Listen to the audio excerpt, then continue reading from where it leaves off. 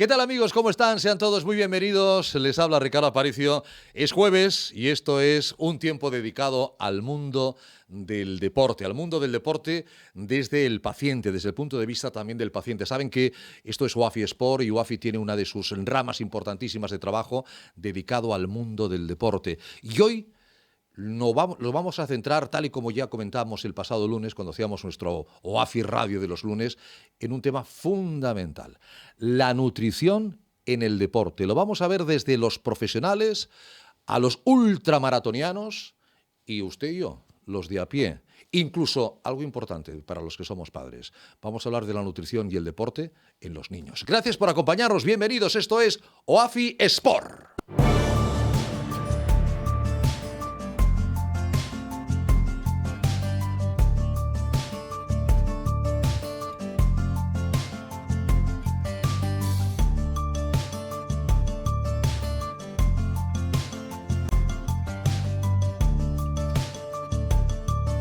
Y como siempre empezamos dando la bienvenida al presidente, CEO, director científico, director médico de OAFI, de este tiempo de radio, el doctor Josep Vergés. Doctor Vergés, muy buenas tardes. Hola, Ricardo, buenas tardes. Presidente y CEO de OAFI y de AECOSAR también, sí, y nuestro director sí. médico. Lo decíamos el lunes en OAFI Sport, en OAFI Radio.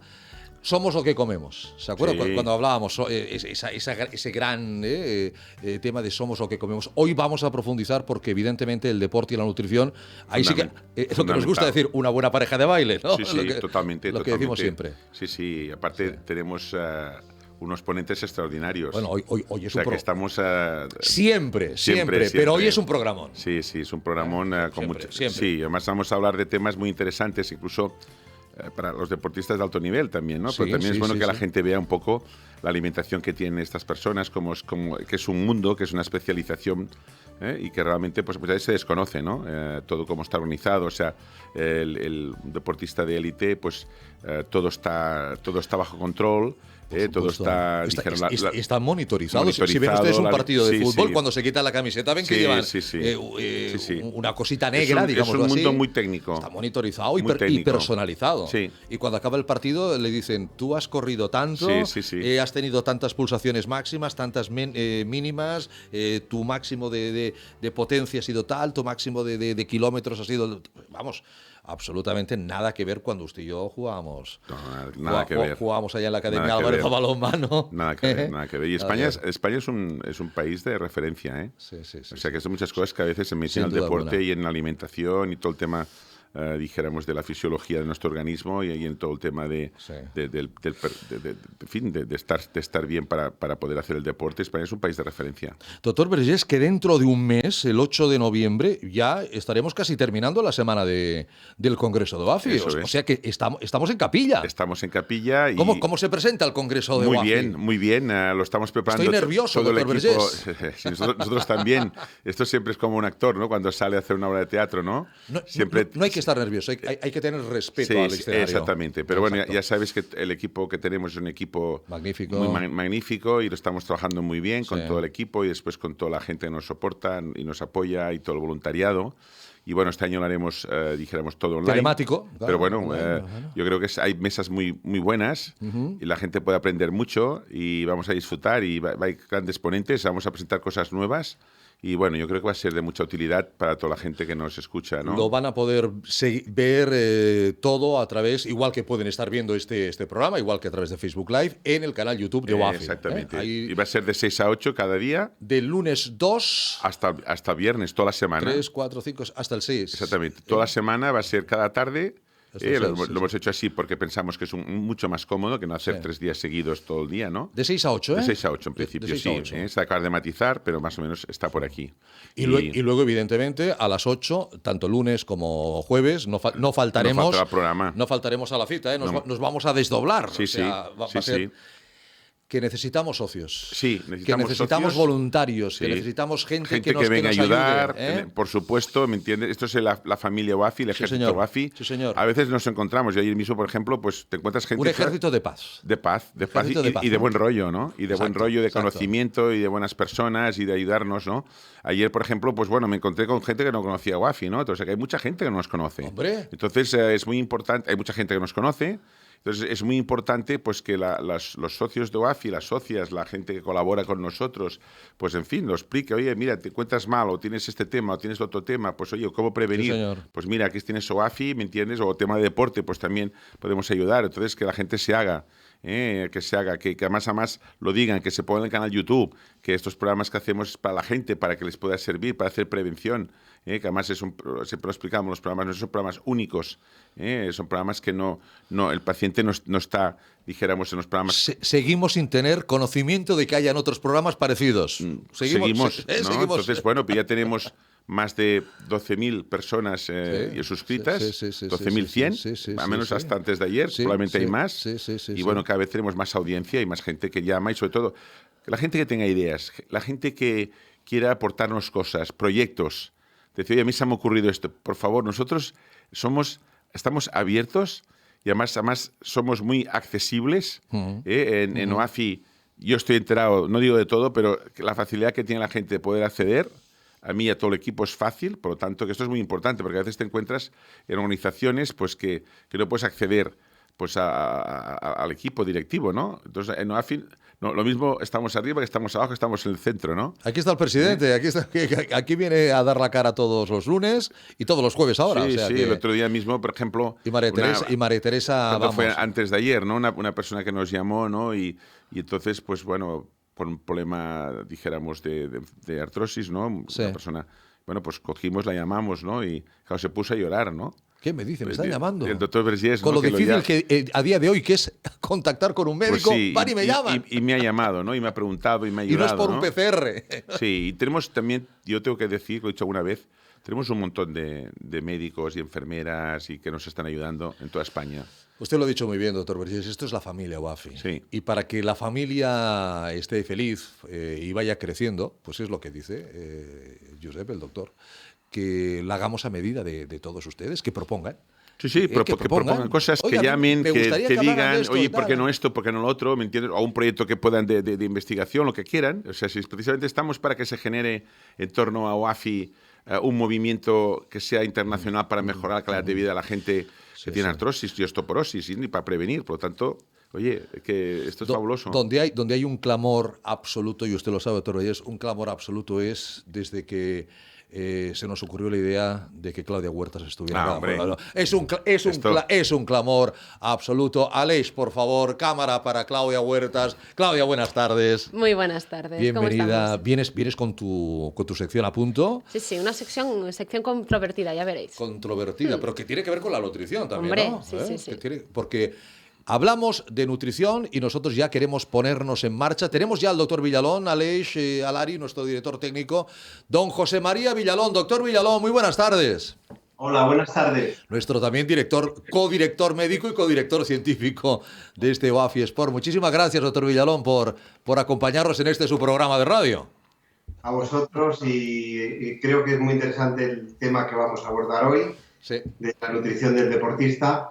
Y yo creo que con Claudia, como gran especialista, bióloga, nutricionista, sí, señor, y luego con el resto de invitados, que ya nos comentarás, Ricardo, sí, afrontar este tema tan importante para el cuerpo y que el cuerpo pueda de alguna forma funcionar y rendir, ya que todas nuestras células necesitan de esa energía que les da los nutrientes y los alimentos. Es fundamental una buena nutrición para llegar al máximo rendimiento deportivo, y el doctor Villalón está, lógicamente, como jefe de los servicios médicos del Club Atlético de Madrid. Imagínense un equipo puntero, un equipo de la primera división de fútbol, con jugadores internacionales, pero que cada uno es diferente y cada uno juega en demarcaciones y en posiciones distintas, con diferentes gastos energéticos, con diferentes gastos calóricos. Esto hace 20 años, doctor Villalón, ahí cada uno comía lo que le apetecía más o menos. Hombre, había algún pequeño control, pero hoy en día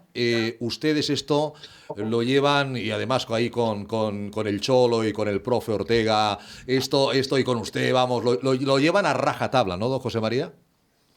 Pues yo creo que se lleva a rajatabla, por supuesto, tratando de que la alimentación sea un factor coadyuvante a la mejora de la salud y del rendimiento del deportista. Pero es verdad que ya hace 20 años, sí, más tiempo, había grandes catedráticos, grandes especialistas, endocrinólogos, tratados en nutrición del deportista, tesis doctorales que hablaban de estos diferentes aspectos de la nutrición del deportista, y yo creo que esto ha sido la base y los fundamentos en los que hoy día seguimos trabajando y que de alguna forma nos hace que la dinámica sea cada día mayor en cuanto a perfeccionar y perfilar mejor la dieta de un deportista, tanto antes como durante y después de una competición.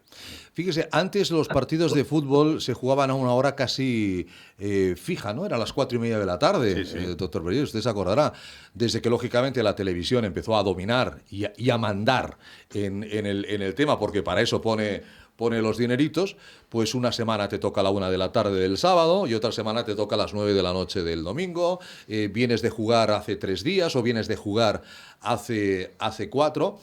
Jugar a las 12 del mediodía o jugar a las 9 de la noche, doctor Villalón, no es lo mismo. No, desde luego hay que adaptar al horario competitivo la dieta, el menú que vamos a hacer, hay que respetar las reglas de la comida antes de la competición, que Sí.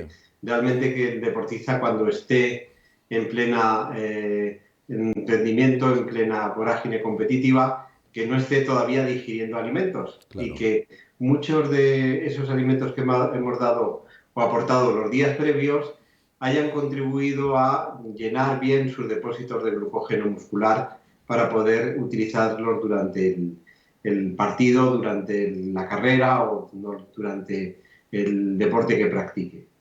Dicen siempre los futbolistas, ahora cuando termina un partido y les comentan sobre el resultado, sobre cómo han jugado, dice, bueno, ahora a recuperar y a descansar. Estas son las dos palabras que dicen. Recuperar, que lógicamente se refieren a ingerir alimentos para recuperar, y a descansar. Estas dos cuestiones son tan importantes como saber jugar bien al fútbol, ¿no? Desde luego que sí, ese es el entrenamiento invisible. Claro. Es importante el entrenamiento en el campo, como luego ese entrenamiento, esas pautas de recuperación, porque pensad que muchos deportistas de alto nivel Sí, tienen pocos días de recuperación para la siguiente competición. exacto. Y entonces en eso también estriba el que puedan luego competir al máximo rendimiento a los 3 o 4 días. Hay un tema, uno de los grandes desconocidos, lo hemos comentado con el doctor Beisí muchas veces, el músculo. Y hay algo en lo que se han puesto de acuerdo todos, incluso los horarios de las competiciones internacionales. Mínimo, no siempre se cumple, hay veces y se quejan los equipos, mínimo 72 horas entre un partido y otro. Porque se entiende, doctor Vergés, que esas 72 horas es lo mínimo que se necesita para la recuperación muscular de un jugador, ¿no? Sí, sí. O de un deportista en este caso. Sí, lo mínimo. Lo mínimo. O sea, que lo ideal sería, hablando de competición de alto nivel. Claro, estamos hablando de un equipo de primer nivel ahora mismo. Nivel, sí. como es el caso del Atlético de Madrid, que es uno de los mejores equipos del mundo. El ¿no? Madrid, el Barça, el Bilbao. Sí, sí. De hecho, la lesión más importante que tiene el deportista de alta competición es la lesión muscular. Claro. De ligamentos, de tendones, ¿no? Los isquios, ¿no? Los isquios, sí. Sí. Y después a veces pues también la artrosis, ¿no? Acaban haciendo problemas condrales, ¿no? Sí. Pero sobre todo la lesión más importante es la muscular. Pero esto de 72 horas, porque está científicamente demostrado que es lo mínimo para que el músculo se recupere del esfuerzo. Sí, si no hay lesión. Si no hay lesión. Es decir, si has acabado el partido, digamos bien. Sin lesión. Con los golpes lógicos Claro. de un deporte de contacto. Claro. Y esto el doctor Villalón lo puede explicar mucho mejor ahora que nos yo, lo cuenta, ahora nos lo cuenta. pero si hay lesión ya es diferente, ¿no? De hecho, No, claro. el doctor Villalón y todo su equipo pues es un gran experto en estos temas, ¿no? Sí. Y pueden valorar fácilmente cuando ven ya la lesión de un ligamento o de un tendón, pues ya prácticamente ya saben el tiempo que va a tardar No, está claro. el deportista en recuperarse, ¿no? 2, 3 semanas, ¿no? Normalmente los ligamentos y tendones dependen, ¿no? Pues puede ser 2, 3 semanas como mínimo, ¿no? Y aparte, hoy en día tiene una herramienta que es, aparte de la clínica y la experiencia, por supuesto, la ecografía, ¿no? Sí, que sí. pueden determinar Claro. perfectamente ese tendón cómo está y hay grados de lesión. Entonces, según qué grado ya te puede decir, pues va a estar 2 semanas, va a estar 3 semanas, va a estar un mes. Y a veces es muy importante porque a veces el jugador, como es normal, tiene tendencia a querer jugar antes y el entrenador muchas veces también, ¿no? Para que si es un gran jugador, pues hombre, oye, que este partido tiene que jugar, ¿no? Acabas negociando, ¿no? Un Sí, poquito, a ver, y ahí es entrenador, donde el departamento jugador. médico, y esto todavía no lo explicará muy bien, es cuando tiene que ver realmente y decirle al entrenador y al jugador, oye, cuidado, que a lo mejor necesitáis una semana más ¿no? Ahí es cuando los medios de comunicación hemos de entender que no se puede preguntarle a ningún médico de ningún club cuándo volverá a jugar fulanito de tal. Va a depender según la evolución. Exacto. Pero sí está claro, doctor Villalón, que cada jugador cada vez más se conoce muy bien su cuerpo. Y cuando ve que hay un pequeño problema muscular, ya levanta la mano pidiendo el cambio, porque aunque no se haya visto nada extraño, él ha sentido que hay algo que es mejor no forzar. Le pregunto esto y también le pregunto lo de las 72 horas. Le hago una pregunta doble, don José María. Sí, yo creo que es verdad que el deportista cada vez se conoce, se escucha más a sí mismo, cosa importante, Sí. y al ser conocedor en general de sus lesiones, sobrecargas, muchas veces es un mecanismo también defensivo o preventivo de que se produzcan lesiones mayores. Es verdad que depende del deporte que hablemos, en este caso he puesto el ejemplo del fútbol, un ciclista, por lo menos en la gran competición, pues participa cada día de una etapa más o menos dura y al día siguiente puede que esté ya recuperado para afrontar la siguiente etapa. Sí. El maratoniano, hoy creo que a lo mejor tenemos algún ejemplo como invitado, Sí. el maratoniano de élite normalmente corre 1 o 2 maratones al año de alta competición, en donde quiere hacer su marca, en donde quiere rendir al 100%. Entonces son competiciones que tienen mucho mayor desgaste. Es verdad que lo que vemos en el jugador de fútbol, cuando medimos todos los parámetros musculares, sus enzimas, su microdestrucción muscular con las CPKs, etcétera, vemos que realmente necesita por lo menos esas 72 horas para poder de alguna forma volver a recuperar su organismo, recuperar su musculatura, recuperar sus depósitos energéticos y estar apto para volver a rendir si cabe al 100%. Es decir, mínimo 72, si a usted le dieran a escoger, diría 4 o 5 días entre partido y partido. Vamos a dar la bienvenida, decíamos que teníamos un programón, la bienvenida a Silvia López. Silvia López es una crack de la nutrición clínica deportiva. Silvia, buenas tardes. Hola, buenas tardes. Buenas tardes, Silvia, muy bienvenida y muchísimas gracias por acompañarnos. Fíjate, de un doctor, de un equipo de primera división, de un equipo de Champions, del Atlético de Madrid, nosotros le pedimos a Silvia que bajáramos a nivel de calle, que bajáramos incluso a nivel de niños. Luego nos podrá decir el doctor Villalón a qué hora se levantan los jugadores cuando tienen un partido a las 12 de la mañana o a qué hora comen cuando tienen un partido a las 4 de la tarde y nos lo comentará. Pero yo le decía a Silvia cuando preparábamos un poquito el programa, hay niños que tienen partidos a las 8, a las 9 de la mañana de los sábados, y niños de 6, 7, 8, 9 años. Y mi pregunta como padre es bueno, ¿a qué hora? Primero que han de cenar esos niños. Segundo, ¿a qué hora han de ir a dormir? ¿Cuántas horas han de dormir?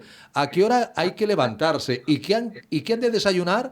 ¿Y cuánto tiempo ha de pasar entre el desayuno y la práctica deportiva? Silvia, discúlpeme, le he hecho una batería de preguntas, pero aclárenos a los papás lo ideal para un niño que juega fútbol a las 9 de la mañana, por ejemplo, de un sábado. O a baloncesto. Unas cuantas preguntas juntas. Bueno, pues mira, a ver, en el sentido de cuánto debe pasar desde el desayuno, por ejemplo, hasta el partido o el entrenamiento, en caso de que sean entrenamientos muy, muy temprano, ¿vale? Pues como estaba contando antes el doctor Villalón, lo ideal es dejar pasar un tiempo ideal para hacer una buena digestión y para que los sustratos se puedan absorber debidamente. Sí. El tema está en que si el partido es muy temprano, evidentemente no vamos a poder dejar esas 3-4 horas, porque no vamos a hacer al niño levantarse a las 5 de la mañana y privarle de unas horas de sueño. Que son Entonces, muy importantes.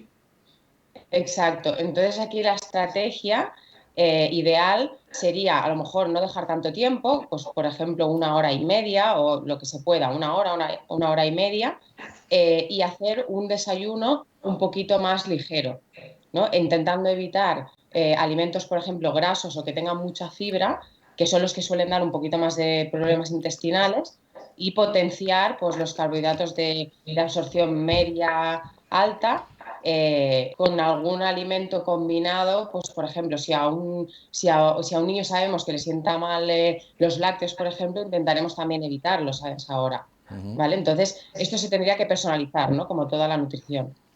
Claudia. No, bueno, pensaba, tal vez también sería buena idea la cena, ¿no? O sea, la cena del día La anterior, cena tal vez anterior. pues puedes dar un carbohidrato de absorción más lenta, no sé cómo funciona exactamente.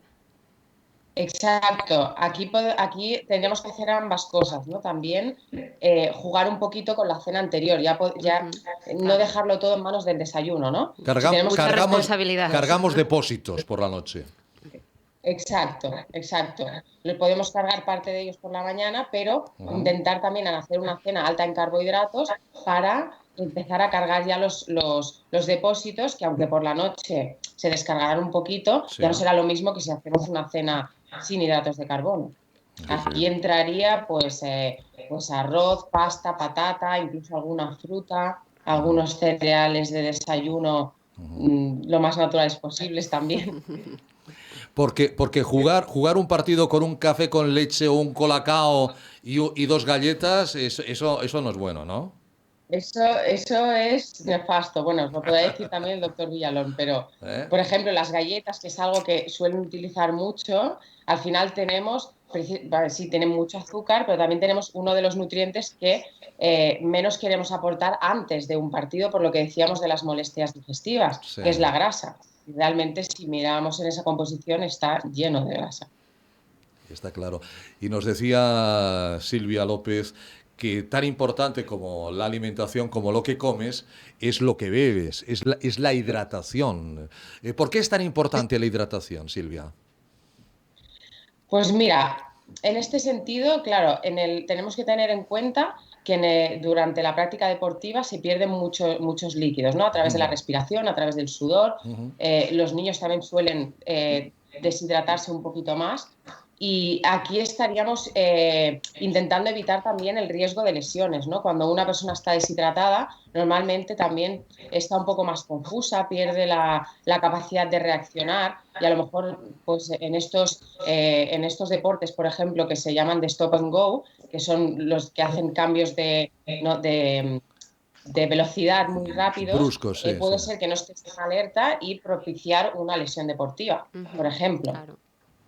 Aparte de otros problemas como las rampas Claro. y otros sí. problemas musculares. Claro, es que esto también es importante decir, objetivos de la nutrición, ¿no? ¿Qué objetivos tenemos? Pues tener un buen rendimiento, reducir, como bien dice Silvia López, el riesgo de lesiones, favorecer la recuperación, todo eso cada uno lo hemos de tener en cuenta y sobre todo ahora que estamos viendo unas imágenes de gente corriendo, ¿no? Gente amateur, entiendo, ¿no? Que un día pues Exacto. están Bueno, haciendo una ¿no? carrera Mucha gente que popular, incluso ¿no? ha llegado a morir por la falta de hidratación. Sí. Silvia, hacer estas carreras populares no es ponerse a ver cuánto hago y coger a dos amigos o a dos amigas y venga, vamos a ponernos colorados y poner el cuerpo a 100. Hay que entrenar, hay que prepararse, hay que tenerle respeto al deporte también. Sí. Exacto. Claro, aquí el tema está en que yo creo que este sería, ¿no? el público de más riesgo en ese sentido, ¿no? Porque normalmente la gente que se dedica al deporte y que está muy acostumbrada suele normalmente saber de este tipo de cosas o al menos intuirlo para poder preguntarlo a alguien que sepa. El problema viene cuando una persona pues de repente un día se levanta y dice yo quiero correr pues una maratón y lo hacen casi sin una preparación previa, tanto física como a nivel de alimentación, como a nivel mental. Entonces, claro, no tienen ni idea de que tienen que hidratarse durante la carrera, que tienen que reponer esos depósitos de glucógeno que decíamos, de que tienen que intentar mantenerlos para poder hacer frente a todas las demandas. Sí.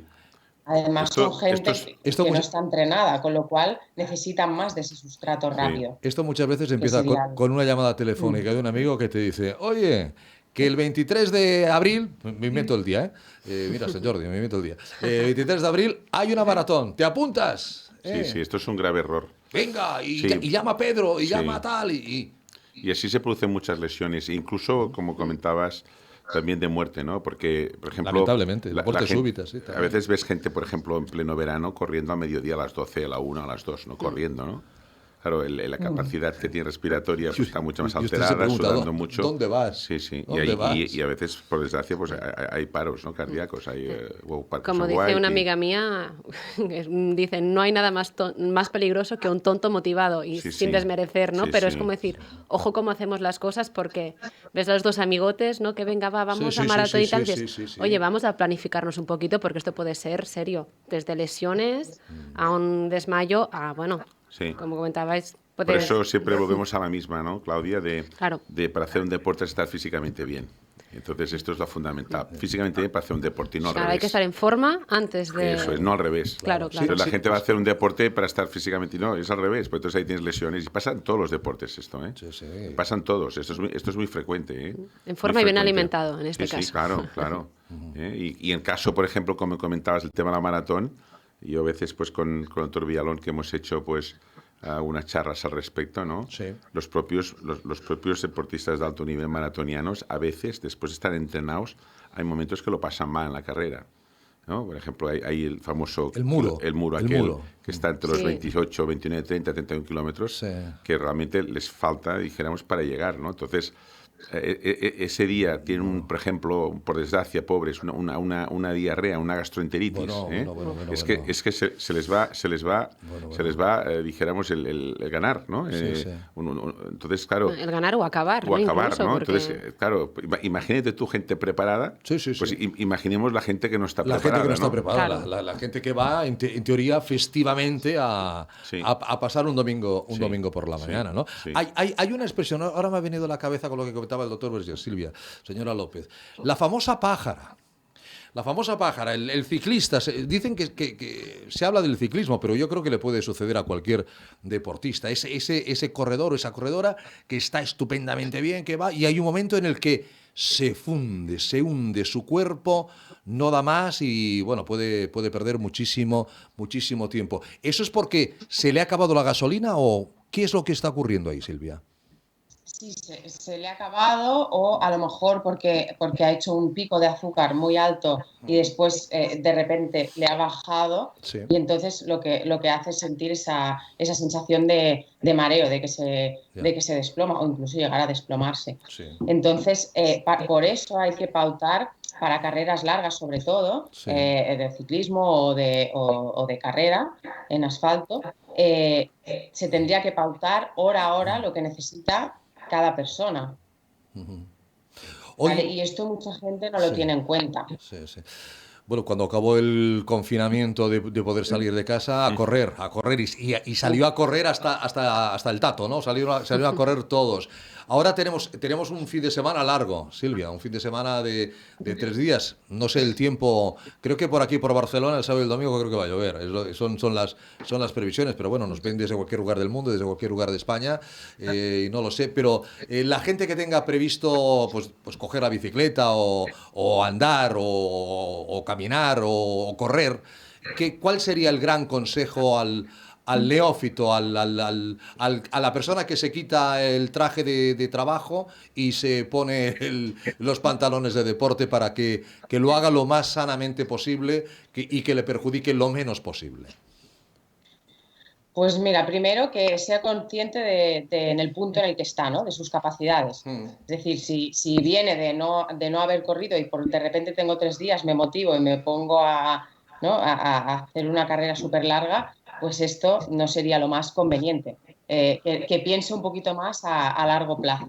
Y después, bueno, a nivel de alimentación, que es a lo que yo me dedico, que antes de salir, como 1 hora y media antes o así, que haga un desayuno un poquito alto en hidratos de carbono, como puede ser un zumo de fruta, por ejemplo, o una tostada con un poquito de pavo o de alguna cosita que sea baja en grasa y que se hidrate bien, sobre todo. Y que intente hacerlo no en las horas de más sol. Ahora es verdad que ese sol no es tan fuerte, pero que en todo caso que lo haga bien hidratado. Y si van a hacer carreras largas, que prevean un poquito el rato que van a estar y se lleven algún habituallamiento para hacer.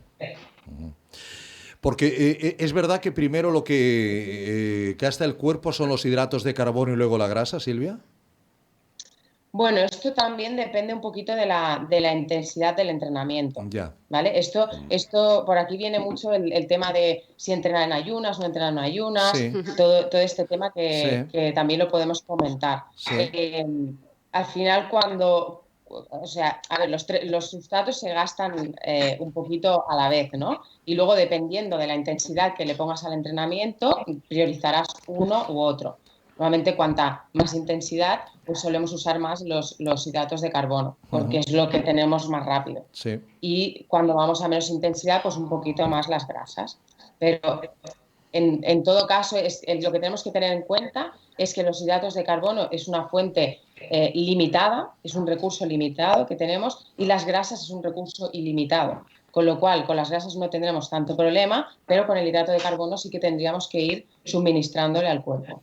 Pero la gente que hace deporte para adelgazar lo que quiere es quemar grasas. Primero tiene que quemar el hidrato de carbono y para eso, como ahora decía Silvia, hay gente que dice mejor salir en ayunas o con un café con leche, vamos, sin haber tomado nada sólido. Así gastamos antes los hidratos si hemos tomado hidratos el día anterior y ya empezamos a quemar grasa.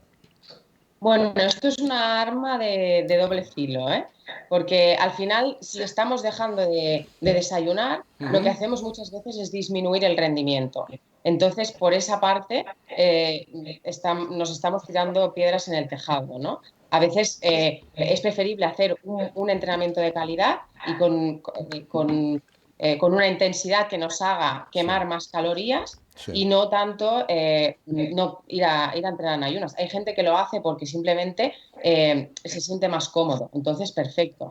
Pero las personas que a lo mejor lo prueban y se marean o ven que tienen un poquito de sensación de hambre o así, no sería la mejor estrategia. Pues Silvia López, le agradezco muchísimo que haya estado hoy con nosotros. De verdad, ha sido un placer y espero que podamos volver a contar con usted en otro momento, en otro programa. Muchísimas gracias, Silvia. Muchísimas gracias, el placer ha sido mío. Gracias, Silvia. Un placer. Doctor Villalón, no me imagino un jugador del Atlético de Madrid entrenando sin haber desayunado como Dios manda, ¿no? No, normalmente les hacemos desayunar y lo hacen muy bien, siempre preservando un poquito ese tiempo previo para que luego no hayan digerido esos alimentos. Pero es verdad que nosotros enfocamos los horarios de la alimentación, como bien habéis dicho anteriormente, al horario de competición o horario de entrenamiento. Es decir, que hablaban de la regla de oro de las 3 horas previas a la competición o al entrenamiento para comer, para asimilar esos alimentos, para absorber bien esos líquidos y para que no estar realizando la digestión durante esa actividad competitiva. Pero los días de no partido, habitualmente, salvo alguna rara excepción, aquí en Barcelona tuvimos a César Luis Menotti, que entrenaba por las tardes porque decía que los biorritmos coincidían con la hora de partido. Habitualmente, si no hay, los días de no competición, todos ustedes entrenan por las mañanas, ¿no? Actualmente se entrena por las mañanas. Es verdad que hay días de doble sesión, sí, que hay que considerarlo. Y luego también se da el hecho que, dependiendo del horario del partido, el entrenador quiera hacer alguno de los entrenamientos de la semana al mismo horario que se va a desarrollar el partido.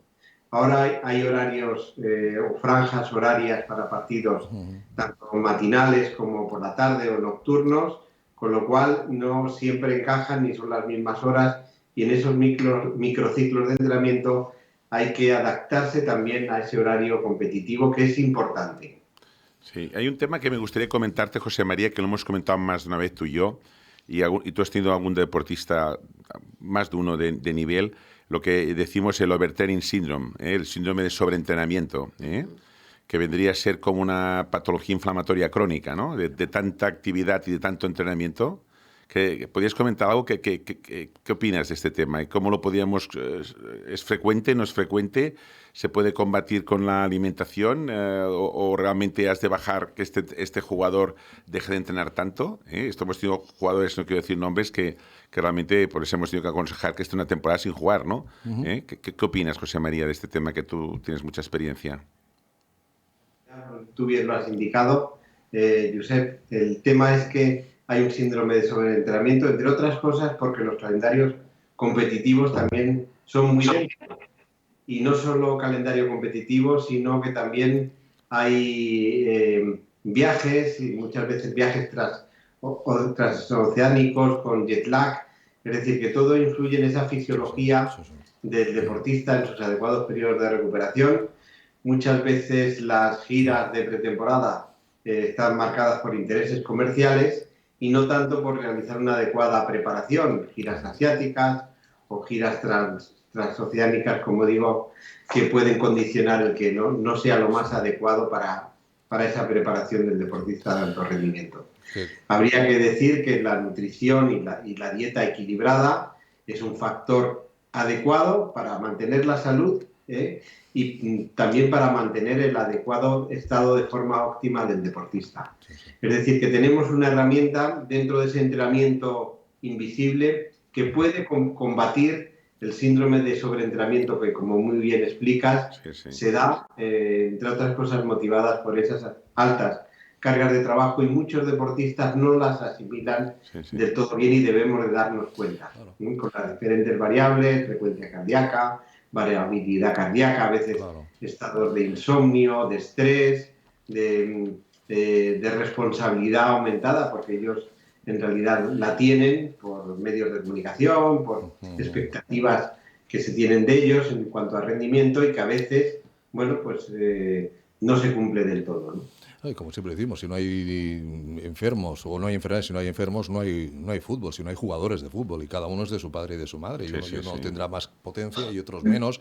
Don David Lagos, buenas tardes. Buenas tardes, ¿cómo estáis? Muy bien, David, muchísimas gracias, señor Lagos, nutricionista del primer equipo del Atlético de Madrid. No hace falta que le presente al doctor Villalón, no, evidentemente. David, ser nutricionista de deportistas de élite, eso conlleva una tremenda responsabilidad y conocer cada uno de los 25 miembros de esa primera plantilla, más yo estoy seguro que los del B y los de tal, vamos al milímetro, ¿no? Saber cómo están, la composición de grasa, la fibra, la musculatura, etcétera, etcétera, ¿no, David?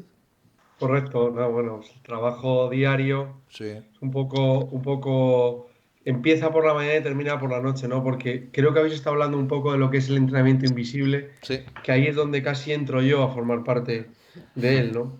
En la ciudad deportiva generalmente están 3 horas, 4 horas, pero el resto están en sus casas. Sí. Y la concienciación en el deportista no termina cuando salen de la ciudad deportiva, sino que perdura a lo largo del día.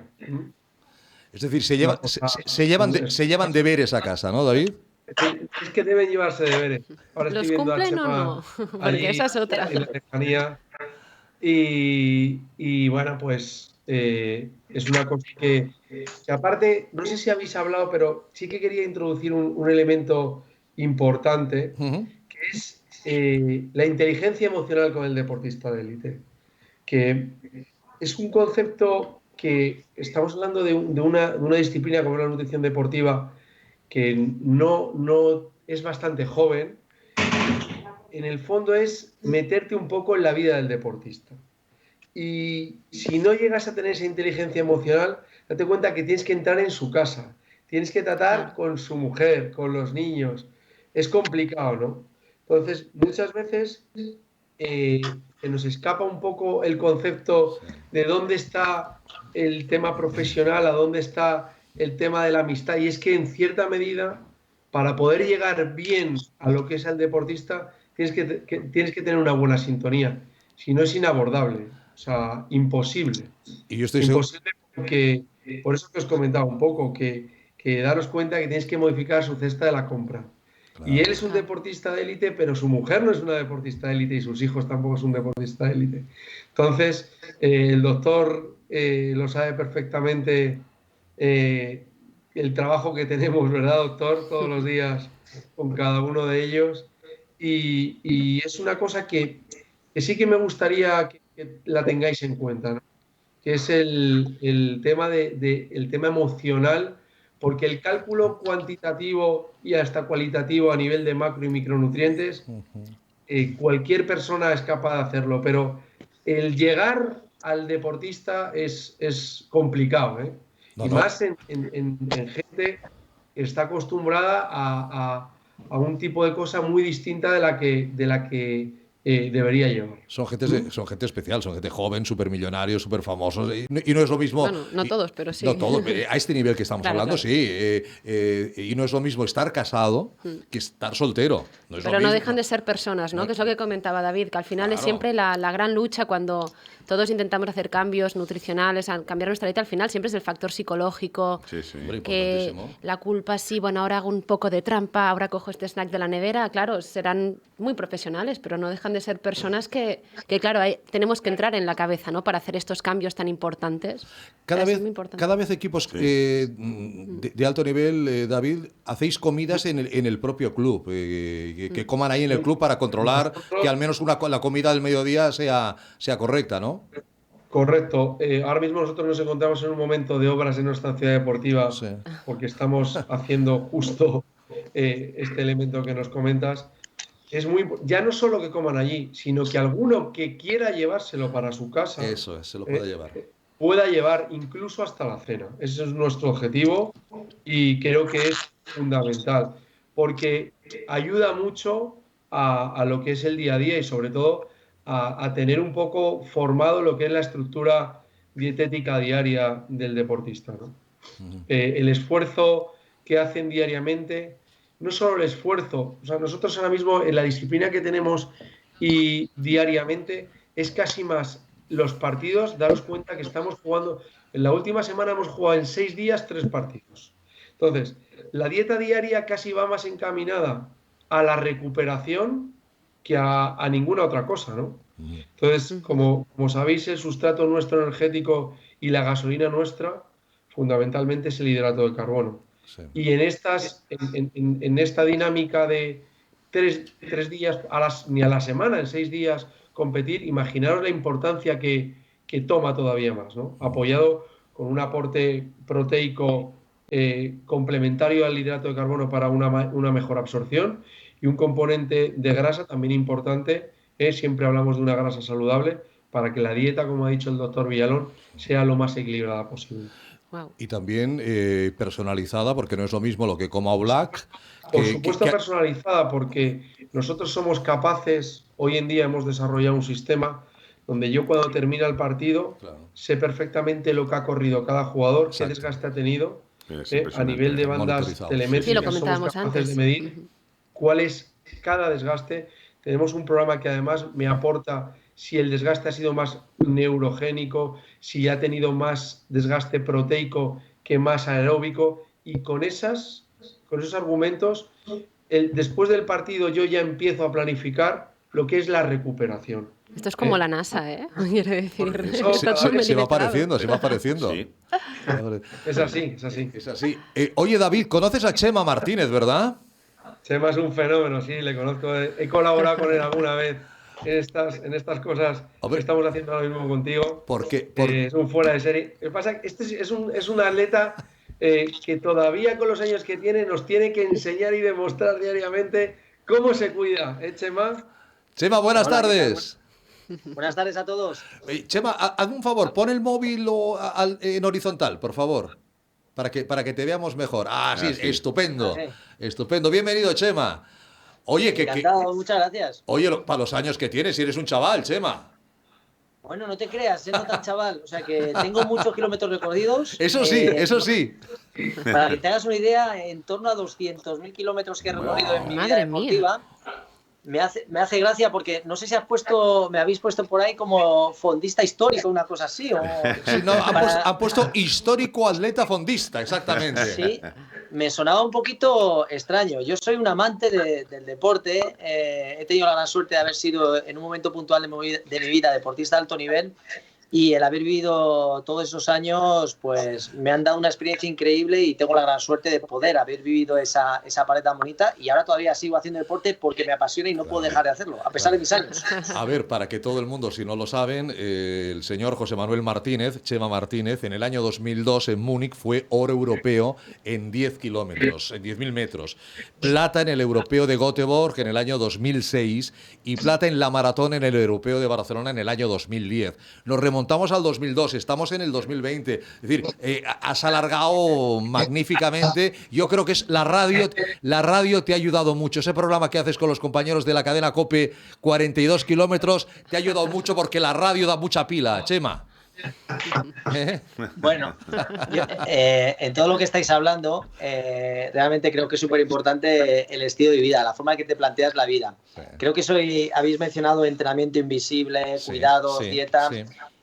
Hoy estando hablando con un amigo, yo creo que estos hábitos saludables, que son lo que te dan la posibilidad de seguir haciendo lo que me gusta a pesar de los años que puedo tener y de que pueda sentirme un poco mayor, pero afortunadamente el haber vivido durante todos estos años cuidando algo tan sencillo como la hidratación, el descanso, una buena alimentación, todas las medidas higiénicas, los estiramientos, el terminar de entrenar agua fría, o sea, múltiples cosas que hago de forma intuitiva que no requieren ningún esfuerzo, pero que a día de hoy pues hacen que todavía siga disfrutando y bueno, me siga lesionando, porque me he lesionado, y todavía siga estando fastidiado como cualquier deportista que se lesione, esperando que llegue ese momento para curarte del todo y volver otra vez a hacer lo que me gusta. No sé vivir sin correr, y para mí correr es vida, ¿no? Y bueno, y luego he tenido la gran suerte de compartir con el doctor Villalón, que le conozco ya unos cuantos años, ha sido médico de la Federación Española, soy de los deportistas que todavía han estado con él de hace ya muchísimos años. Es un excelente profesional y mejor persona todavía, y David también, que hemos compartido momentos. La vida te da la posibilidad de poder conocer a gente tan increíble y tan maravillosa que te encuentras en un camino y de los cuales tienes mucho que aprender, ¿no? Se nota que estamos entre amigos aquí. No, y corroboramos y vemos al doctor Villalón ahora en pantalla. Efectivamente, todo el mundo lo dice, don José María, nuestro codirector médico y científico del programa. Chema, a mí me gustaría saber en qué momento tu cuerpo te pide paro de los 10.000 y me voy a la maratón. Oye, de 10.000 a 42.000 hay una diferencia notable. ¿En qué momento tu cabeza hace el chip del cambio o necesita hacer el chip del cambio? Bueno, para que te hagas una idea, yo he sido un atleta que he corrido muchísimas distancias. Tengo 7.39 en 3.000, 13.11 en 5.000, 27.30 en 10.000... Creo que he sido el atleta de raza blanca de la historia que más veces ha bajado a 28 minutos, y el 10.000 posiblemente sea la prueba que mejor se ha ajustado a mis cualidades como atleta, el 10.000. Sí. Si tuviera que decir qué prueba es la que mejor me iba, ¿no? Pero lógicamente evolucionas y bueno, yo había conseguido 2 medallas en 2 campeonatos de Europa, en 10.000. Había ganado la maratón de Madrid, he quedado segundo en Roma, en Rotterdam he quedado tercero varias veces, he corrido en Fukuoka, en maratones de todo el mundo, y lo había hecho muy bien, pero luego llegaba el campeonato oficial y por un motivo o por otro, porque la maratón es así, de cruel, no es matemática, no es una ciencia exacta, y lógicamente te preparas, entrenas y puede ser que ese día la competición no rindas al 100%, pues me faltaba algo, ¿no? Y bueno, estuve coqueteando con la maratón, me volví a bajar al 10.000 porque era una prueba que dominaba. En Göteborg conseguí hacer las dos, hice plata en el 10.000 y me lancé también a la maratón. Y con la maratón tenía miedo, tenía dudas, y no siempre.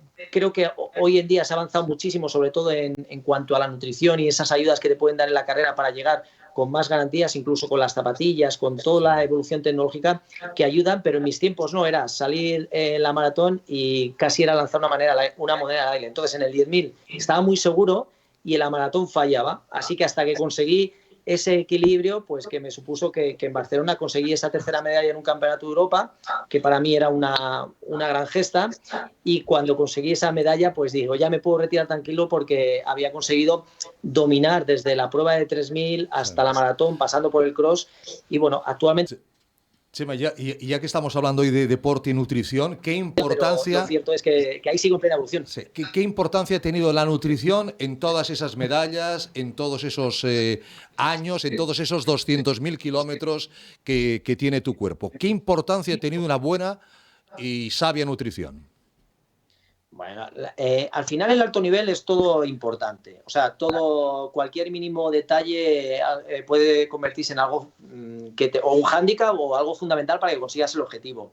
La alimentación para mí es uno de los pilares. Yo hablo de pilares y cuando hablo de pilares para un deportista incluyo la alimentación, el descanso, que es clave, una buena hidratación y, por supuesto, el entrenamiento. O sea, sobre esos 4 pilares para mí es donde se fundamenta cualquier planificación de un deportista de alto nivel. No puedes descuidar ni uno solo. Entonces, para que te hagas una idea como curiosidad, en mi época de más alto nivel consumía 5.000 kilocalorías, más o menos estaban en proporciones 60, 25, 15, o sea, recuerdo estando en Sierra Nevada en el centro de alto rendimiento entrenando y Carmen, ¿cómo se apellida? Carmen, la directora médica de Sierra Nevada, me decía, Chema, veo que no estás comiendo lo suficiente. Dice, ¿te importa que mire y que comprobemos todas las cantidades que estás ingiriendo? Digo, nada, sin problema. Estuvimos mirando, salieron 5.000 kilocalorías y al día siguiente me dijo, perdóname porque estaba confundida, porque parecía que no comías bien, pero es una dieta súper equilibrada con las proteínas, con las grasas, con los hidratos de carbono. ¿Y la hacías tú mismo esta dieta, Chema? O sea, sí. ¿cómo lo hacías?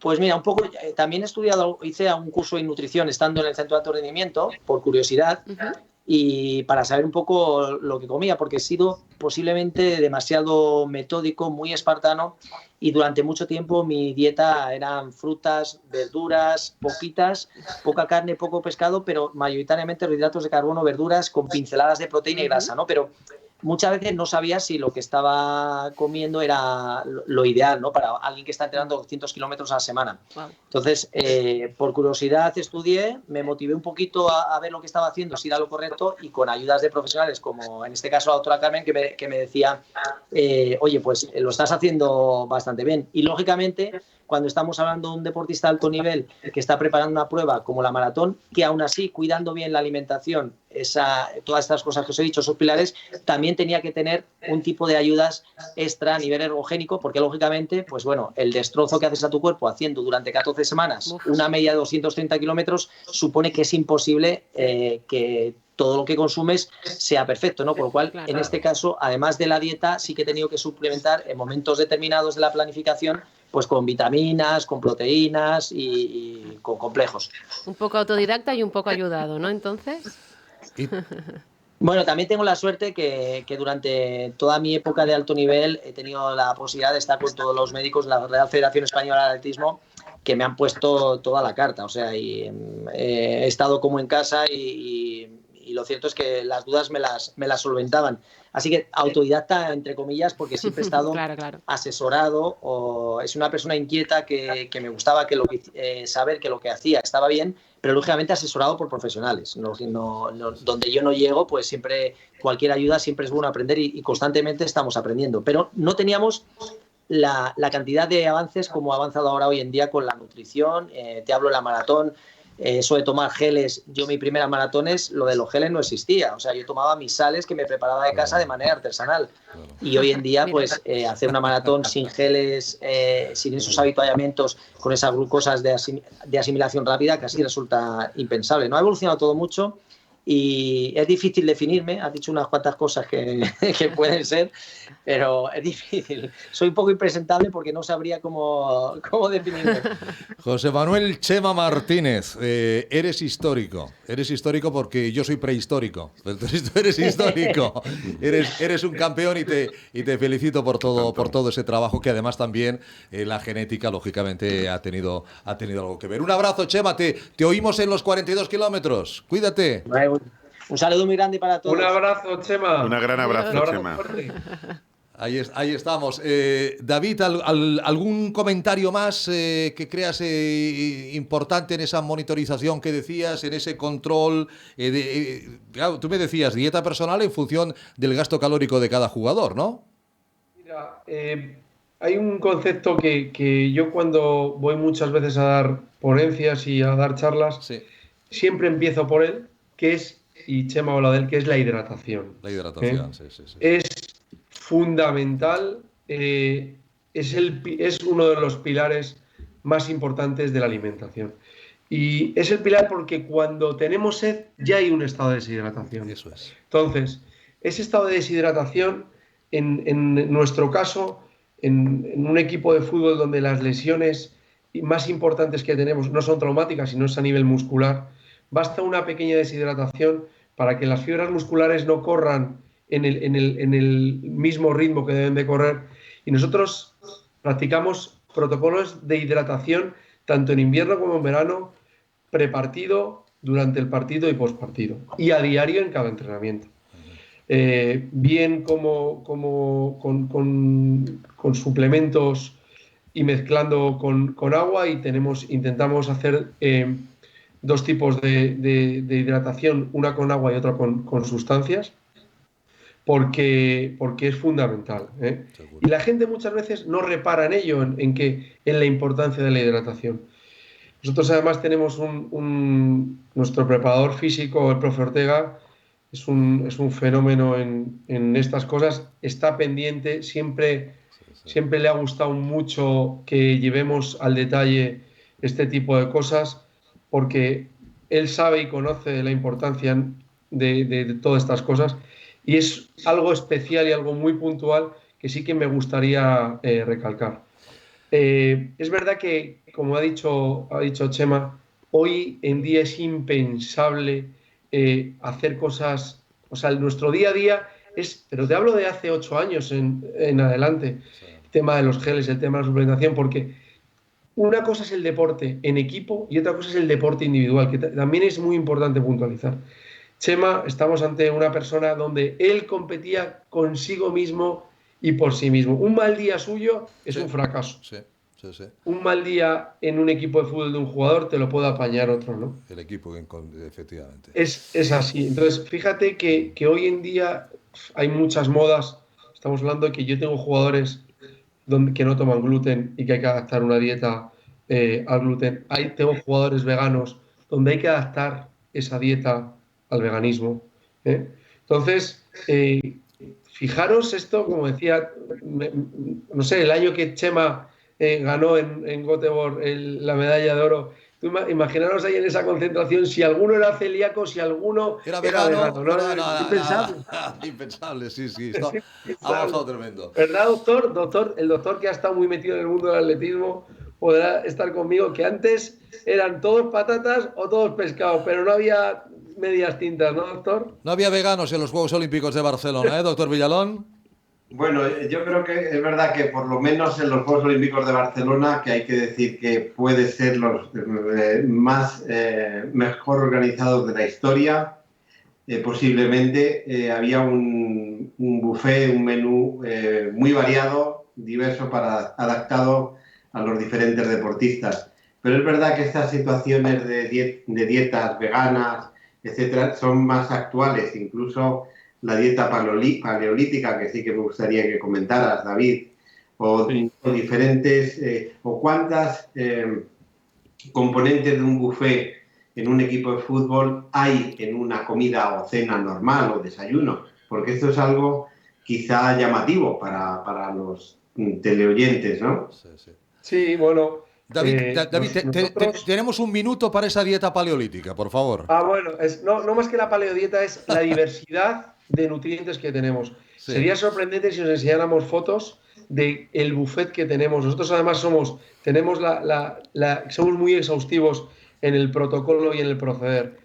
Todo el tipo de variedad de frutos secos, todo tipo de variedad de verduras, todo tipo de variedad de pasta sin gluten, con gluten integral, no integral, el aporte proteico de la carne, el pescado, todo lo que os podáis imaginar. También metemos un elemento estructural y algo como que les pueda gustar y que les pueda entrar por los ojos a nivel de dulce, siempre que sea sano, muy sano. Intentamos utilizar cosas porque en mi equipo es que da la casualidad que tengo una persona que lleva la paleodieta, otro vegano, celíacos. Entonces, tengo todos los registros del mundo. Hay todos los colores, ¿no? Estoy seguro, David, que ese buffet no tiene nada que envidiar al mejor restaurante de Madrid. Estoy seguro que no tiene nada que envidiar. David, seguimos hablando. Te agradezco muchísimo tu tiempo. Lo que queráis. Querido José María, doctor Villalón, el tema es tan apasionante que ya se nos ha comido la hora. Hemos de hacer una segunda edición. Porque la nutrición es muy potente, muy importante. Así que os esperamos en una segunda edición de la nutrición. ¿Os parece? Gracias, David. Gracias, José María, doctor Villalón. Muchas gracias. Un abrazo. Muchas gracias, ¿eh? Gracias a vosotros. Gracias a vosotros. Ha sido un placer. Claudia nos tiene que perdonar. Lo dejamos para el jueves que viene o para cualquier otro momento. Seguro. Porque se nos fue que el hay tiempo, muchas doctor cosas Vergés. súper interesantes, Sí. claro. Podríamos hablar de esto durante días. ¿Cómo días? Yo resaltar pero nada es que es la más base. que hemos tenido unos grandes ponentes hoy y nos han Programón, explicado cosas realmente Súper de interesante. saber. Hemos Alex tocado todos los Alari, palos. JC Pallarés, Eduard Sasilia, gracias a todos. Gracias Claudia Huertas, gracias doctor Vergés. Les habló Gracias a Ricardo ti. Aparicio. Volvemos la semana que viene. Cuídense, buenas noches.